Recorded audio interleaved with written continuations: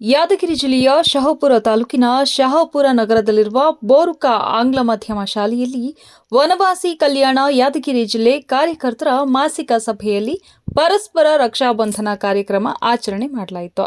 ಈ ಕಾರ್ಯಕ್ರಮದ ಮುಖ್ಯ ಅತಿಥಿಗಳಾಗಿ ವನವಾಸಿ ಕಲ್ಯಾಣ ಕರ್ನಾಟಕ ಪ್ರಾಂತ ಸಹ ಕಾರ್ಯದರ್ಶಿಗಳಾದ ಶ್ರೀ ಗಂಗಾಧರ್ ನಾಯಕ್ ತಿಂಥಣಿ ಹಾಗೂ ಶ್ರೀ ವೀರರೆಡ್ಡಿ ಮುದ್ನಾಳ್ ಯಾದಗಿರಿ ಜಿಲ್ಲಾ ಸಮಿತಿ ಕಾರ್ಯದರ್ಶಿಗಳು ಕಾರ್ಯಕ್ರಮದ ಅಧ್ಯಕ್ಷತೆಯನ್ನು ವಹಿಸಿದರು.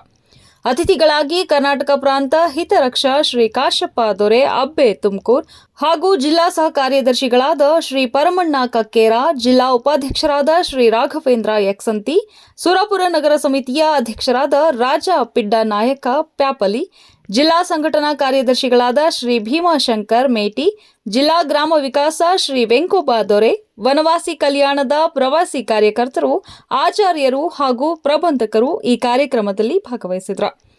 ಪರಸ್ಪರ ರಕ್ಷೆಯ ಕಟ್ಟೋ ಮೂಲಕ ರಕ್ಷಾ ಬಂಧನ ಕಾರ್ಯಕ್ರಮವನ್ನು ಅದ್ಧೂರಿಯಾಗಿ ಆಚರಣೆ ಮಾಡಲಾಯಿತು.